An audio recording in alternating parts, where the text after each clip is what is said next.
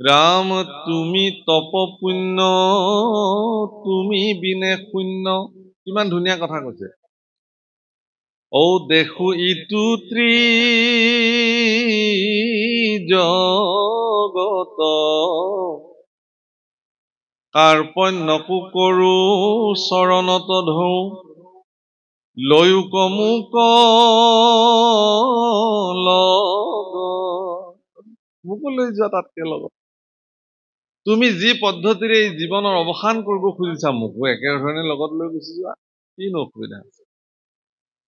কাৰণ তুমি মোৰ জীৱনৰ তপস্যা, মোৰ কাৰণে তুমি মোৰ জীৱনৰ পুণ্য ফল, সকলো তুমি ব্যতিৰেক মই এই জগতত মোৰ কোনো অস্তিত্ব নাই, মই সকলো কেৱল শূন্য দেখো। কিন্তু আমাৰ চিন্তা কি যে ধনেই মোৰ কাৰণে তপস্যা, ঐশ্বৰ্য বিভূতিয়ে মোৰ কাৰণে সাধনা, যশস্যা মান কৃতিত্বই মোৰ জীৱনৰ সৰ্বোচ্চ, তুমি পিছত ভগৱান, তোমাৰটো পিছত চলিব। সেইকাৰণে মনুষ্য জীৱনৰ ২৪ ঘণ্টা মানুহবিলাকে ভগৱানক ভজিবৰ কাৰণে তেওঁলোকে সময় উলিয়াব নোৱাৰে। ২৪ ঘণ্টাত ২৪ মিনিট এটা মই ভগৱানক ভজনা কৰিম, এনেকুৱা দৃঢ় সংকল্প লওকচোন মানুহে। যে ২৪ ঘণ্টাটো মোৰ কাৰণেহে মই চিন্তা কৰি থাকো, কি খাম, কি ল'ম, কি পিন্ধিম, ক'ত ইনকাম কৰিব যাম, বৃদ্ধ বয়সলৈকে কেনেকে ২ পইচা চপাই আনিব পাৰো, এই চিন্তাত সময়ে নাই জীৱনত। নামঘৰলৈ যাবলৈ সময় নাই, ভাগৱত পাঠলৈ যাবলৈ সময় নাই। কোনোবাই যদি মাতেও মই দেৰিকে যাম, মোৰ কামখিনি আগতে কৰি ল'ম, বিষয়ৰ কামখিনি, তাৰপিছত মোৰ যদি সময় হয় এপাক দেখা দিম দিয়ক, মোৰ এনেকুৱা কাম আছে, তাৰপিছত মই আপোনাক যদি পাৰো এপাক দেখা দিম।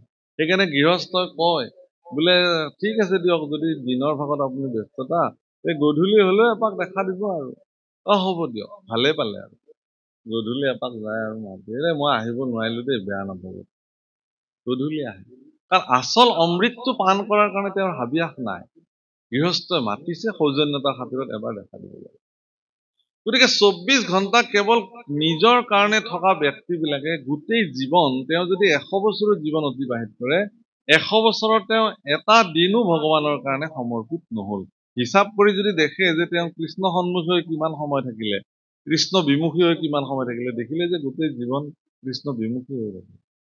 কেৱল বিষয়, ধন, টকা পইচা লাগে, পুত্ৰ ভাৰ্যাক কেনেকে ঠিকছে টকা পইচা দি থৈ যাব পাৰো, মাটি সম্পত্তি কেনেকে এগালমান কৰি থৈ যাব পাৰো। মোৰ দেউতাক যিদিনাখন মই শ্মশানলৈ লৈ গৈছিলো কান্ধত তুলি পেলাই ২০১৪ চনত, মই সিদিনাখন এটা বিশেষ কথা অনুভৱ কৰিছো। আগু পিছেও যাওঁ, কিন্তু এই কথাটো ইমান মন কৰা নাছিল। সমাজৰ লোকে ক'লে আপোনালোকৰ এইফালে উজনিৰ ফালে এইটো নিয়ম আছে নে নাজানো, আমাৰ নামনিৰ ফালে এইটো নিয়ম আছে যে য'ত তেওঁ সৎকাৰ কৰা হয় শৱদেহটো, তাত এটা যিকোনো মূল্য পইচা এটা, পাতি পইচা এটা অৰ্পণ কৰি বসুমতীৰ পৰা সেই ৬ ফুট মাটি সেই কিনি ল'ব লাগে, ক্ৰয় কৰিব। মানে মই ভাবো যে এইটোনো কি নিয়ম, কিন্তু নহয়, আচলতে এইটো সমাজৰ কাৰণে এটা ডাঙৰ বাৰ্তা যে যিজন ব্যক্তিয়ে জীৱন্ত অৱস্থাত বাহাদুৰি মাৰিছিল যে মোৰ ১০০ বিঘা মাটি, সেইজন মানুহ কিন্তু মৃত্যু তেওঁৰ শৱদেহটো সৎকাৰ কৰিবলৈ ৬ ফুট মাটিও কিন্তু তেওঁৰ হিচাপত নাই। কিন্তু জীয়াই থকাত সেইজন মানুহে কিন্তু বাহাদুৰি কৰিছিল যে মোৰ ইমান মাটি, মই মাটি কিন্তু পৰি থাকিল জোৰে মাটি। সেই মাটিত তেওঁ মৃত্যুৰ পিছত কোন মালিক হল চাবলৈও তেওঁ আৰু জীৱনত কেতিয়াও আহিব নোৱাৰে। ল'ৰা ছোৱালীয়ে সঠিকভাৱে সেই মাটিক উচিত মৰ্যাদা দি ৰাখিব পাৰিলে নে নাই সেইটোও তেওঁ নাজানে। এইটো সমাজলৈ এটা শিক্ষা। ধন, টকা পইচা, মাটি সম্পত্তি আমাক লাগিব, মই নালাগে বুলি নকওঁ। কিন্তু এইবোৰতেই যেতিয়া মানুহ গোটেই জীৱন কেৱল মজি থাকে, তেওঁ জীৱনৰ মনুষ্য জীৱন লৈ পেলাই যে অন্য এটা বিষয়তো তেওঁ ৰতি হ'ব লাগিছিল, আৰু অন্য এটা সোৱাদো যে তেওঁৰ জীৱনত আছিল, যিটো কৃষ্ণ ভক্তিৰ সোৱাদ, সেইটো তেওঁৰ জীৱনত কেতিয়াও প্ৰাপ্তি নহয়, যাৰ বিনিময়ত মনুষ্য জীৱন ধৰাৰ কোনো সাৰ্থকে তেওঁৰ জীৱনত নহ'ব। সেইকাৰণে উদ্ধৱে কৈছে যে, উদ্ধৱটো বৃহস্পতিৰ শিষ্য আছিল। সেই সময়ত এগৰাকী প্ৰসিদ্ধ শিক্ষিত লোক আছিল। তেওঁ ইচ্ছা কৰিলে যিকোনো এগৰাকী প্ৰসিদ্ধ চক্ৰৱৰ্তী ৰজাৰ ওচৰত গৈ ক্ষত্ৰিয় বীৰ পুৰুষ হিচাপে যিকোনো এটা দায়িত্বত মকৰল লৈ পেলাই তেওঁ এটা বিলাসবহুল জীৱন কটাব পাৰিলে। আজিৰ তাৰিখত শিক্ষিত মানুহৰতো চাকৰিৰ অভাৱ নাইতো। যোগ্যতা ব্যক্তি যোগ্যৱান ব্যক্তিবিলাকৰ কাৰণে চাকৰিৰ কোনো অভাৱ নাই। গতিকে তেওঁ পাৰিলেহেঁতেন, কিন্তু তেওঁ কৰা নাই। সেইটো তেওঁ কেৱল কৃষ্ণৰ চৰণ সেৱাতে গোটেই জীৱনৰ সৰ্বোচ্চ জ্ঞান, গৰিমা, যশস্যা, কৃতিত্ব সকলো তাত। হনুমানৰ দৰে পৰম পৰাক্ৰমী পুৰুষ এজন, য'ত হনুমানৰ বিষয়ে যেতিয়া গোস্বামী তুলসীদাসে তেওঁৰ চালিচা লিখিছে, তাত তেওঁ কি বুলি কৈছে? জ্ঞানী নাম অগ্ৰগণ্য। পৃথিৱীত জ্ঞানীসকলৰ ভিতৰত ১ নম্বৰতে যাৰ নাম লিখিব পাৰি, বুদ্ধিমতাম বৰিষ্ঠম, বুদ্ধিত বৰিষ্ঠ আছিল তেওঁ। আৰু শাৰীৰিক সামৰ্থ্যতো তেওঁ বহুত বাহুবলী পৰাক্ৰমী লোক আছিল। কিন্তু তেওঁৰ শাৰীৰিক বল, পৰাক্ৰম, বুদ্ধিমত্তা, অত্যন্ত প্ৰখৰ বুদ্ধি সম্পন্ন, সকলো তেওঁ কেৱল প্ৰভু ৰামচন্দ্ৰৰ চৰণ সেৱাৰ কাৰণে সমৰ্পিত। সেইকাৰণে আজি উদ্ধৱে কৈছে যে মই কাৰ্পণ্যকো কৰো তোমাৰ চৰণত ধৰিছো, মোকো তুমি লগত লৈ যোৱা। ৰাম তোমাৰ চৰণ পংকজ পুজিবে, কত পুণ্যে পাইলো লাগ, বাপ জগন্নাথ নকৰায়নাথ, ভকতক তুমি ত্যাগ। উদ্ধৱৰ ঠাইত অন্য কোনোবা হোৱাহেঁতেন মৰা কথাটো নকলেহেঁতেন, মোকো লগত লৈ যোৱা এই বুলি নকলেহেঁতেন। যে হে প্ৰভু, মই তোমাৰ গোটেই জীৱন সেৱা কৰিলো, মোকো এটা কিবা চান্স দি থৈ যাওক আৰু যাবৰ সময়ত, কলেহেঁতেন নহয় নিশ্চয়। এই সুযোগ উদ্ধৱে এৰিলেহেঁতেন জানো? কিন্তু উদ্ধৱে এইটো বিচৰা নাই। যদি উদ্ধৱে যে তোমাৰ সেৱা কৰাৰ বিনিময়ত মোক তুমি কিবা এটা দি যোৱা বুলি কলেহেঁতেন, তেতিয়াহ'লে তেওঁৰ গোটেই জীৱনজোৰা ভগৱানৰ চৰণত যি সেৱা, সেই সেৱা স্বাৰ্থপৰ সেৱা হিচাপে জগতত বিবেচিত হ'ল।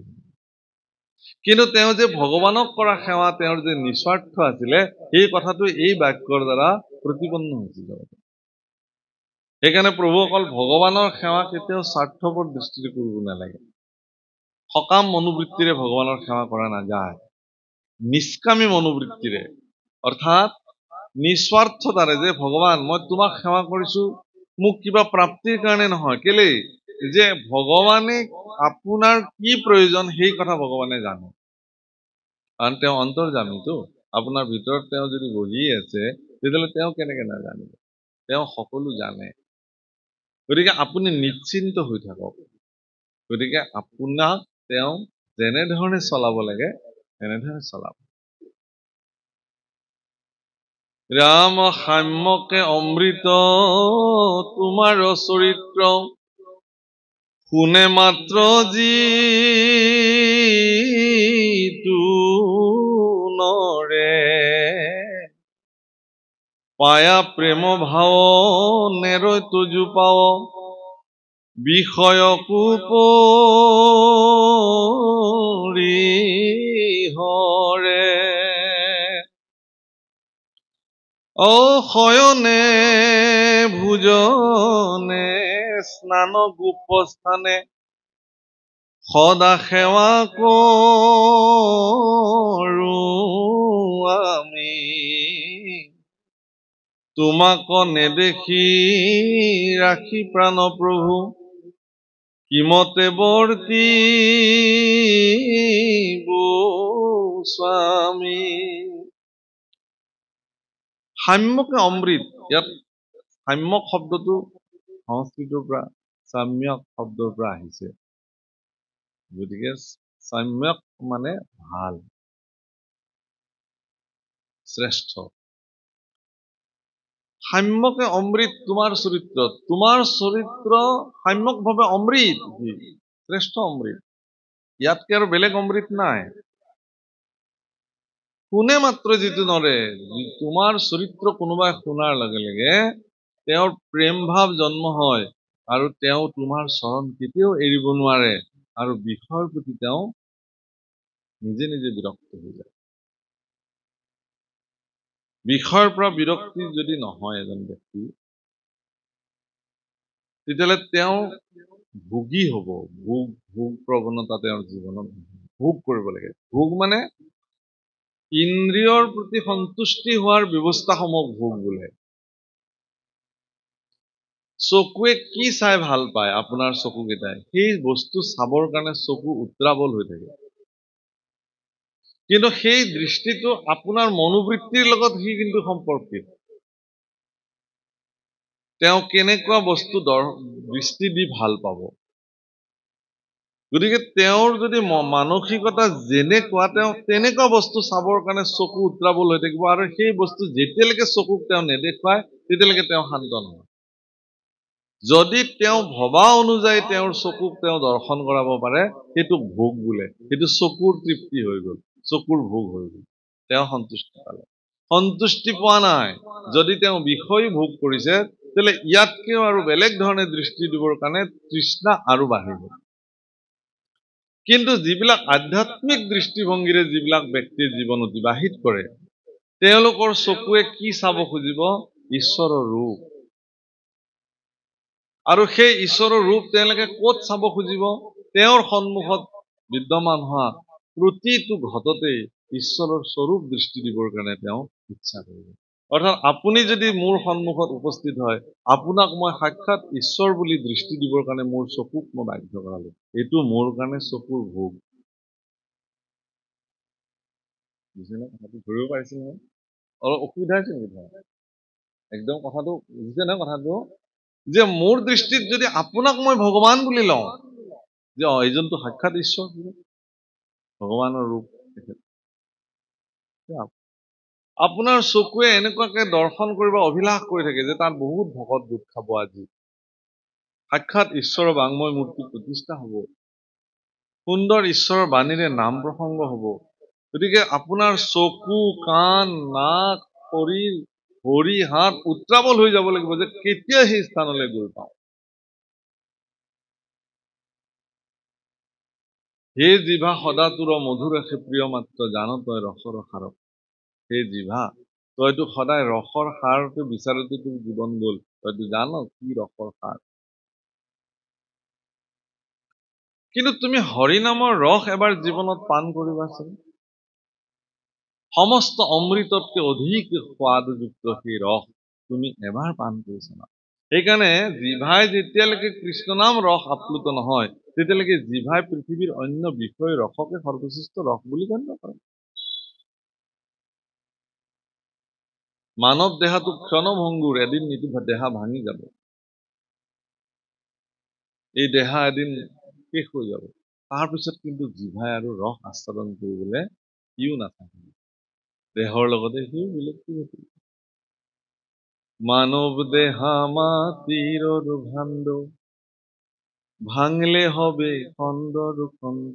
আমার গোয়ালপুরা ভাষাত দেহা বিচার করে, ভাঙলে দেহা জোড়া মিলবে না, ও একবার হরি বলো মন রসনা, মানব দেহের গৈরব কইর না। হে জিভা ৰচনা, হে জিভা তুমি এবাৰ মাত্ৰ হৰি বোলা। এই মানৱ দেহাটোক লৈ তুমি গৰ্ব কৰি থাকিব নালাগে। তোমাৰ ভিতৰৰ মানুহটোক তুমি সোধা, তুমি আচলতে কি ৰস পান কৰিবলৈ তোমাৰ মন যায়। সৰুৰ পৰা মিঠা খাব ভাল লাগে, মিঠা বস্তু হলে ভাল পাওঁ। বাচ্চাবিলাককো আপুনি তিতা দিলে সি নাখায়, এবাৰ খুৱাই দিলে দ্বিতীয়বাৰ আৰু সি মুখে নেমেলিব। কিন্তু গোল্লাটো ভাঙি ভাঙি এটুকুৰ এটুকুৰকে দি থাওক, 10 বাৰ হলে 10 বাৰে মুখখন মেলি দিব। তাৰমানে এই শিশু অৱস্থাৰ পৰাই জিভাখনে এনেকুৱা বিষয়ী ৰূপ সি লৈ ললে, সি মানে গোল্লা বুলি ক'লে গোল্লা গোল্লা এইটো মিঠাই খোৱা, বা বাচ্চাটো ধুনীয়াকে মুখখন মেলি দিব পোৱালিটো। কিন্তু এইটো তিতা খোৱাচোন, অকমান কান্দিব, চিঞৰ বাখৰ কৰিব, জোৰ জবস্তি মুখ মেলি খুৱাব লাগিব। দৰৱ নাখায়, মিঠা দিলে খাব। কেলে? সেইটো মানুহৰ দেহৰ বৈষয়িক চৰিত্ৰ। এইটো জ্ঞান বুদ্ধি নহওক লাগে, কিন্তু শৰীৰটো এনেকুৱাকে গঢ় লৈ পৃথিৱীলৈ আহিছে, এই শিশুটো জানে যে এইটো মোৰ কাৰণে সোৱাদ। গতিকে অনিয়ন্ত্ৰিত এতিয়া শিশুটোক কোনে নিয়ন্ত্ৰিত কৰিব তেওঁৰ পিতৃ মাতৃয়ে কৰিব লাগিব তেতিয়াৰ পৰাই যে ই মুখখন টপৰ টপৰকে মেলি আছে কাৰণে আপুনি আপোনাৰ শিশুটোক এটা গোল্লা গোটেই খুৱাই দিব নিদিব তাক তেতিয়াৰ পৰাই নিয়ন্ত্ৰিত কৰিব লাগিব পিছত যে কি হব বোলে মই বৰ মৰমেৰে আপোনাৰ কাৰণে 10টা গোল্লা আনিছিলো আপুনি নাখালে বৰ দুখ পাওঁ সেই আপুনি মোক মাৰিব খুজিছে আপোনাৰ মৰমটো লবলৈতো মোৰো ইচ্ছা আছে কিন্তু মই এতিয়া আপোনাৰ মৰমটো ল'ব নোৱাৰো এটুকুৰো খাব নোৱাৰো মোক একদম ডাক্তৰে পুৰা মানা কৰি থৈ দিছে তথাপিও আৰু এটামান কিবাকে ল'ম বাৰু তথাপিও জিভাক নিয়ন্ত্ৰণ কৰিব গতিকে কিন্তু আপুনি ইমান মৰমেৰে দিয়া গোল্লাকেইটা মই এতিয়া খাব নোৱাৰো কিয় খাব মানে জিভাই ৰস আস্বাদন কৰোতে কৰোতে জিভাই শৰীৰটোক এনেকুৱা পৰ্যায়লৈ লৈ গুচি গ'ল এতিয়া ইচ্ছাকৃতভাৱে বৈষয়িক ৰস তেওঁ পান কৰিব নোৱাৰে গতিকে ইচ্ছা থকাৰ পিছতো মোৰ সন্মুখত থকা ভোগ যিটো এইটোকো ভোগ বোলে সেইকাৰণে এটা বিষয়ী ভোগ এটা আধ্যাত্ম ভোগ আপুনি লওক সিদ্ধান্ত সেইকাৰণে আপোনাৰ ল'ৰা বা আপোনাৰ ছোৱালীজনীক যেতিয়াৰ পৰাই মন মানসিকতা জনা হ'ব তেতিয়াৰ পৰাই আপুনি এই ডিফাৰেন্স তাহাঁতক দিয়ক যে তুমি সিদ্ধান্ত লোৱা বাছা তুমি বিষয় ভোগত ৰত হৈ থাকিবা নে আধ্যাত্মিক ভোগত তুমি ৰত হৈ থাকিবা কোনটো ভোগ তোমাক লাগে যদি তুমি আধ্যাত্মিক ভোগত জীৱন কটাব খুজিছা তেতিয়াহ'লে তোমাৰ মনুষ্য জীৱন ধৰা সাৰ্থক আৰু যদি বিষয় সুখত তেতিয়া তাৰ উদাহৰণ নামঘোষাত দিছে দন্তবিহীন যেন কুত্তা চোবাই বাক নপাৰয় হাড় লৰফৰ কৰি চেলে কয় মাত